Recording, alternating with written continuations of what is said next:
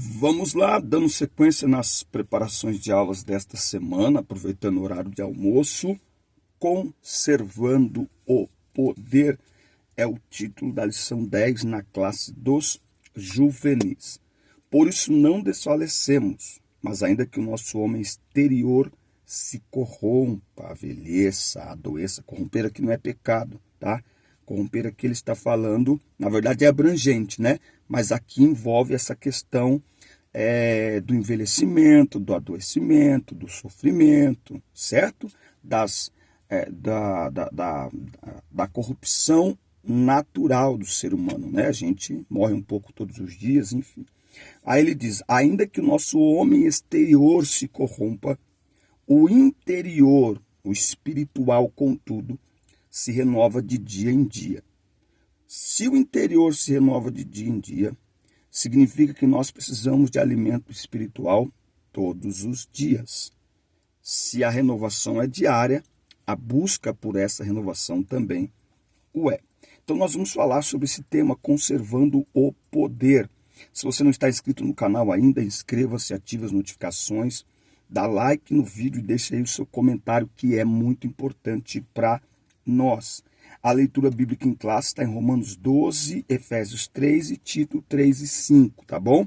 Dá uma olhadinha aí nessa leitura, tá? Nós vamos falar hoje sobre renovação da mente, tá? A leitura bíblica em classe está focada em renovação da mente, tá? Deixa eu só falar para vocês rapidamente, ó, inscreva-se, ative as notificações, dá like no vídeo, deixa o seu comentário aí que eu vou colocar o seu comentário na tela. E não se esqueça de adquirir o treinamento Transforme Suas Aulas. Esse treinamento tem transformado a vida de dezenas de professores. Nele eu te ensino, eu te ajudo a preparar uma aula, planejar uma aula, que é encaixar a aula dentro do tempo que você tem, a aplicar uma aula. Uma aula da EBD ela é igual a uma pregação. Quais as 3 regras da pregação? Leitura do texto, explicação do texto, aplicação do texto. EBD é a mesma coisa. Às vezes o professor fala bravo para os alunos, olha, não adianta nada vocês irem aqui, escutar e não praticar. Mas você precisa ajudá-los a colocar em prática. Você precisa falar para eles como colocar em prática aquilo que você está ensinando. Ou seja, você precisa aplicar a aula da escola dominical. E você também precisa diversificar. Tem professor que está cansado, tem professor que está desanimado. Muitas vezes, sabe por quê? Porque você só dá aula de um jeito. Só aula é cansativa até para você.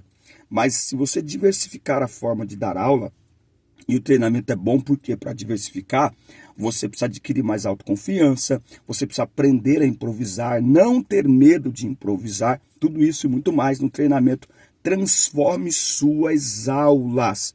70% de desconto no preço de lançamento, adquira já. Você abençoa o meu ministério, a minha família e com certeza será bênção para você também. É o primeiro link aqui na descrição, tá? Olha, vamos lá. Então, ó, conservando o poder. Primeira coisa, primeiro tópico, a renovação espiritual na vida do crente. No Antigo Testamento, os sacerdotes eram responsáveis por manter o fogo aceso na casa do Senhor. O fogo simbolizava a presença de Deus, né? Nos dias que nós estamos vivendo hoje, esse fogo que lá era uma chama mesmo, hoje é o quê? A presença do Espírito em nossa vida, tá? Nós precisamos manter a chama do Espírito acesa em nossa vida. Como que a gente faz isso? Nós precisamos evitar e renunciar tudo que diminui e que por fim acaba apagando o fogo do Espírito na nossa vida. Sabe quando você vai falar com essa meninada hoje? Você precisa ter linguagens... Quando a gente falava de fogo há 20 anos atrás, era muito fácil essa linguagem. Hoje, tá, fogo. O que é fogo? É pular, é sapatear, é rodopiar em línguas estranhas. O fogo é só quem é batizado com o Espírito Santo? Não. Fogo é símbolo da presença do Espírito Santo de Deus em nós. Então, o que é manter a chama acesa? É manter a presença do Espírito Santo em nós atuando na nossa vida, não é? Imagine uma pessoa que você chama para morar na sua casa, mas esta pessoa não sente nenhum tipo de liberdade ali, sabe? Então ela mora ali, mas não se sente daquele lugar. Ela não tem liberdade. Ela, enfim, mora, mas parece que é um visitante. Então, o que é manter a chama, o fogo do Espírito aceso? É valorizar a presença do Espírito Santo. É reconhecer a presença do Espírito Santo. Quando a gente faz isso, quando nós procuramos, entendendo que agora ele habita em nós, nós procuramos tudo fazer, tudo falar para glorificar a Deus e que não vai entristecer o Espírito Santo. Nós dirigimos a nossa vida de acordo com, anota aí, como manter a chama do Espírito Santo acesa, como viver essa renovação diária. Primeiro, oração. Se a oração do Pai Nosso é o pão nosso de cada dia, o Pai Nosso também é para todo dia. Então, oração diária, leitura bíblica diária. Na leitura bíblica diária, anota aí, 1 Coríntios 10, 31, quer comais, quer bebais, ou façam qualquer outra coisa, façam tudo para a glória de Deus. Mateus 5,16, assim brilha a vossa luz diante dos homens, para que glorifiquem o vosso Pai que está nos céus. Ou seja, o nosso comportamento está levando até os ímpios a glorificar a Deus ou a blasfemar de Deus. O nosso comportamento está servindo para eles fazerem piada do nosso Deus ou para eles reconhecerem a santidade do nosso Deus. Está glorificando a Deus ou não? Filipenses 4:8. No demais, meus irmãos, tudo que é amável, de boa fama, tudo que é respeitoso, tudo que edifica, nisso pensai, seja isso que ocupe a vossa mente, tá? Então, nós vivemos uma vida para glorificar a Deus. Essa renovação diária também, esse manter a chama acesa, também não é apenas sobre aquilo que a gente tem que deixar de fazer. É muito comum a gente pensar em santificação, em vida com Deus, falando sobre as coisas que nós temos que abandonar. Não pode fazer isso, não pode fazer aquilo.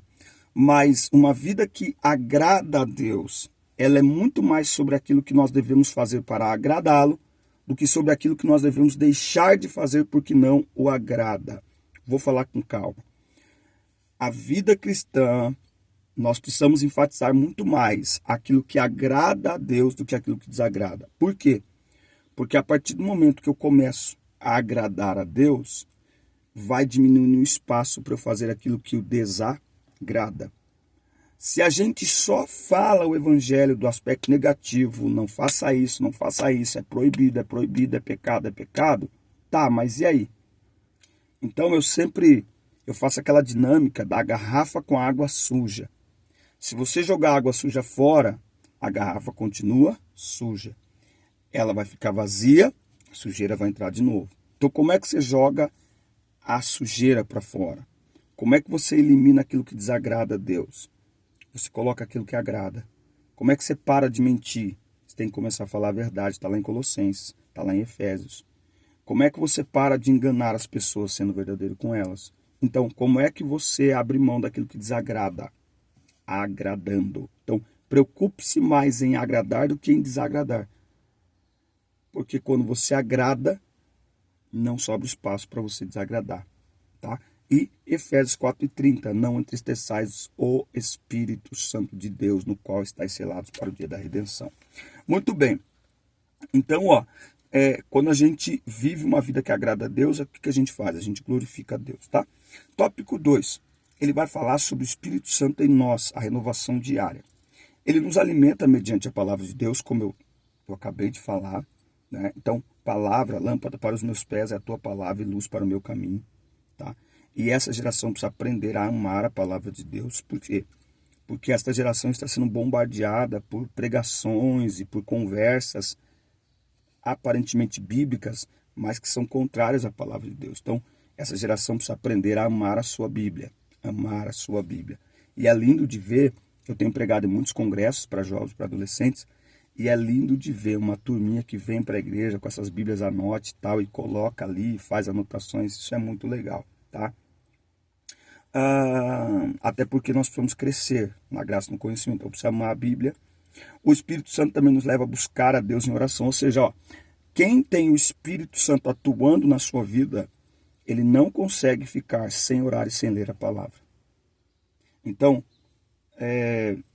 quer avaliar o quanto o Espírito Santo está em você, está guiando você, avalie a sua vida de oração e leitura da palavra. Porque quem é cheio do Espírito, quem tem essa presença flamejante do Espírito dentro de si, sente sede pela palavra de Deus. Porque quem me ama, Jesus disse, guarda os meus mandamentos. Amor a Jesus combina com amor à sua palavra. Nós demonstramos o nosso amor a Jesus não é cantando, é lendo, meditando e praticando sua palavra, guardando os seus mandamentos, tá? Então, quem tem o Espírito Santo atuando dentro de si, ama a palavra, ama a oração. Porque muitas vezes temos dificuldades em orar. Olha o que a Bíblia diz, devemos orar sem cessar, perseverar em oração e orar em todo o tempo. O que é que Jesus está ensinando aqui? Que a oração não é apenas um hábito, é um estilo de vida. Que a oração não é apenas uma atitude, é um modo de viver. Orar, eu vou até fazer uma camiseta, orar é respirar com a alma. Sem oxigênio, nosso pulmão para e a gente morre. Sem oração, o crente morre. Agora, nós precisamos aprender que a oração não tem nada a ver com pedidos que se faz. Pedidos que se fazem parte da oração. Mas quando a Bíblia fala sobre oração, em primeiro lugar, o foco da oração é relacionamento. Sabe? É amar estar com alguém.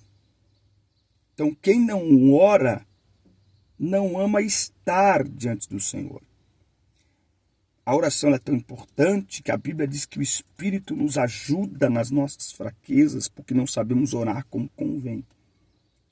Então, muitas vezes, nós ligamos a oração a petições, nós ligamos a oração ao vocabulário. Eu não sei o que falar na oração.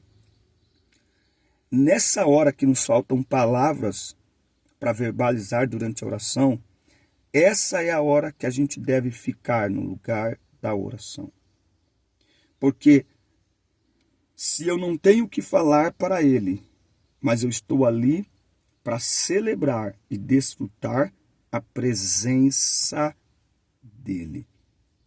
Oração é se relacionar com o amado, é desfrutar da presença dele. Temos pedidos? Temos, mas oração primeiro é sentar-se à mesa com o nosso Deus. Falar com ele, declarar o seu poder, declarar a sua glória.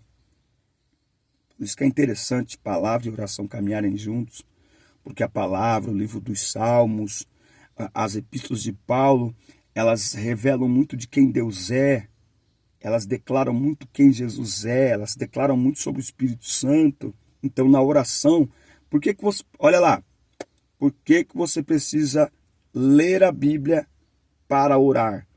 Porque a leitura bíblica te dá vocabulário na oração. Quem não lê a Bíblia, quando se ajoelha para orar, o seu vocabulário é tudo sobre si, sobre o que quer, é reclamação. Mas quando você lê a palavra de Deus, você ganha um vocabulário espiritual para orar.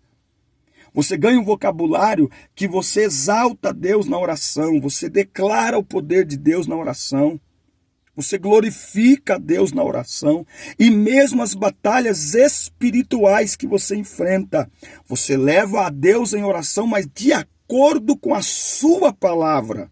Ou seja, é um outro nível de oração. Quando nós lemos a palavra de Deus e oramos, nós cooperamos com Deus na linguagem de Deus e sob a palavra de Deus através da oração. Então, oração associada com a palavra é muito mais eficiente, porque quando nós lemos a palavra de Deus e oramos, nós oramos no vocabulário de Deus. Então, quem não tem vocabulário para orar é porque não lê a palavra. leia os salmos, leia os evangelhos, leia as epístolas, leia a palavra, porque leitura nos dá vocabulário. Pense nisso. Muito bem, tópico 3, o crente como habitação do Espírito Santo. Está quente aqui, não posso ligar o ar do carro. Se você estiver inscrito no canal, muito obrigado. Se ainda não, inscreva-se, ative as notificações, dá like no vídeo e deixa aí o seu comentário, que é muito importante para nós, tá bom? Você vê que de vez em quando vai passando os comentários aqui na tela. Quero pedir a você também que você adquira o treinamento Transforme Suas Aulas. Esse treinamento com certeza será bênção para a sua vida, para a sua casa, para os seus alunos. Abençoa a minha vida também, tá bom? Treinamento Transforme Suas Aulas, 70% de desconto no lançamento. É o primeiro link aqui na descrição. Muito bem. O crente como habitação do Espírito Santo. O Espírito Santo atua tanto de forma coletiva como de forma pessoal.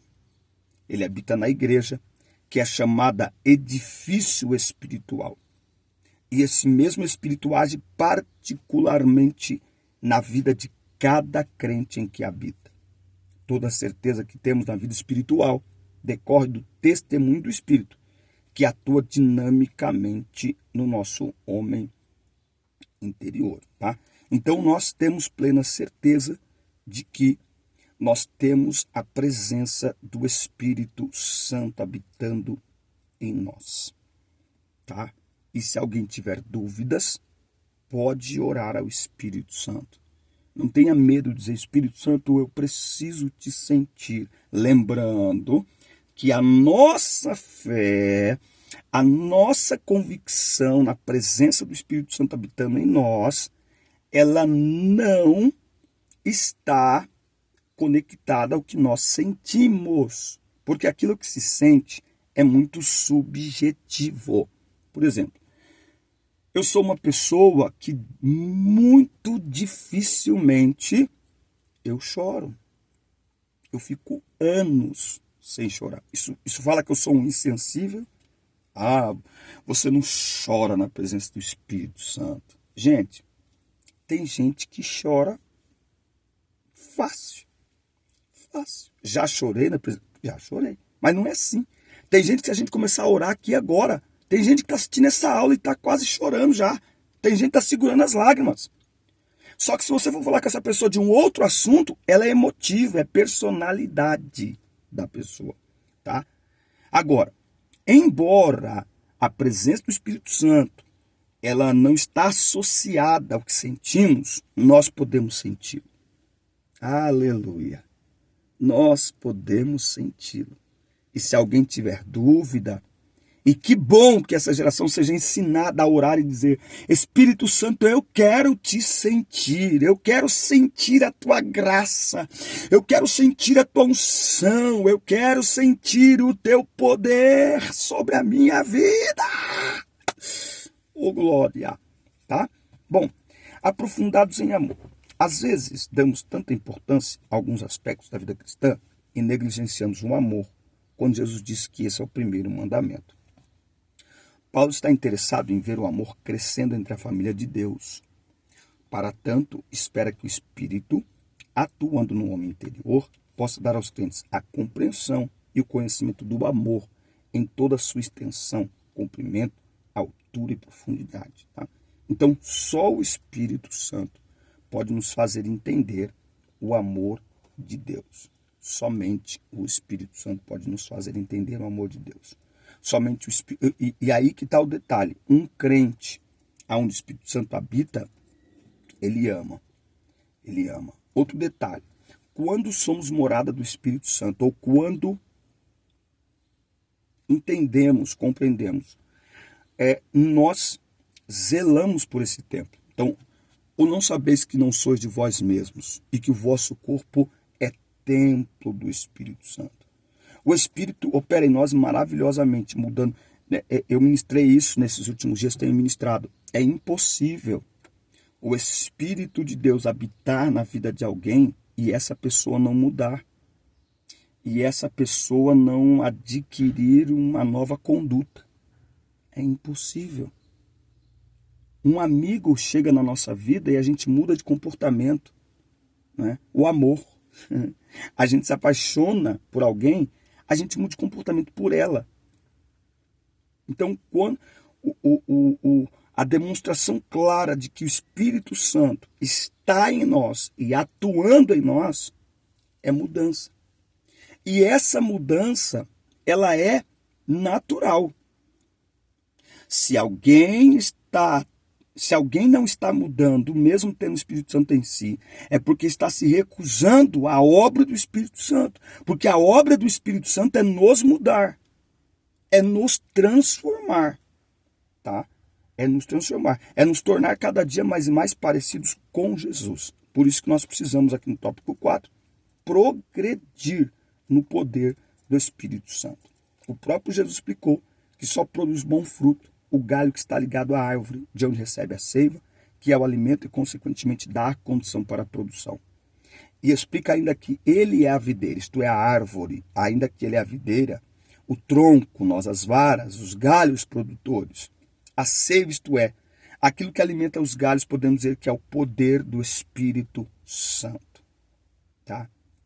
Então, todo cristão precisa produzir fruto do Espírito. Por quê? Porque o fruto do Espírito fala do caráter de Cristo, é o que revela que, de fato, nós tivemos um encontro com o Senhor e que somos templo do Espírito Santo. Não são os dons, eu já disse em outra aula, é o fruto. A Bíblia diz, por seus frutos o conhecereis. E aí ele termina com esse texto de Paulo 5,17 de 2 Coríntios. Assim que se alguém está em Cristo, nova criatura é. As coisas velhas já passaram, eis que tudo se fez novo. Isso é muito interessante, tá? Isso aqui fala de transformação. Uma vida onde o Espírito Santo atua, ela fica irreconhecível. Quem conhece alguém sem Jesus, quando encontra com essa pessoa que teve um encontro com Jesus, não consegue reconhecê-la. Porque ao procurar o velho homem e a velha vida, não encontra. Então a pessoa fica meio confusa no primeiro momento. Peraí, mas é você mesmo? Você é aquela pessoa? Então, o tipo de mudança que o Senhor quer operar em nós e nos dar é um tipo de mudança que nos torna irreconhecíveis.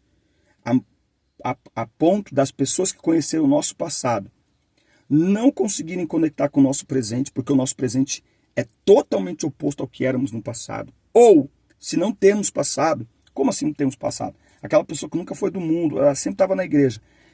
O mundo precisa olhar para nós e ao olhar para si, o mundo tem que perceber uma distância. O mundo tem que olhar para o adolescente e falar assim, peraí, mas quantos anos você tem? 16? Nossa, mas... Ué, olha o jeito que você se veste. Nossa, mas você só tem 16 anos? Às vezes, o que a pessoa está duvidando não é da idade, é do comportamento. Por quê? Porque quando ela associa o comportamento de um adolescente cheio do Espírito Santo de verdade com os outros adolescentes dessa geração que não tem o Espírito de Deus, ela fala assim, ué, mas como é que você é desta forma? Como é que você se veste desse jeito, com essa elegância, tem esse vocabulário refinado? Todos os adolescentes que eu conheço é uma bagunça. A vida deles é uma baderna. Entende? Então, ser uma nova criatura é se tornar irreconhecível por causa da presença do Espírito Santo em nós, nos renovando todos os dias. Amém, meus amigos? Forte abraço. Assista, curta, compartilhe, inscrevam-se no canal e até o nosso próximo encontro. Deixa eu abrir a porta, porque eu estou começando a cozinhar aqui dentro. Deus abençoe, viu? Forte abraço. Deus abençoe.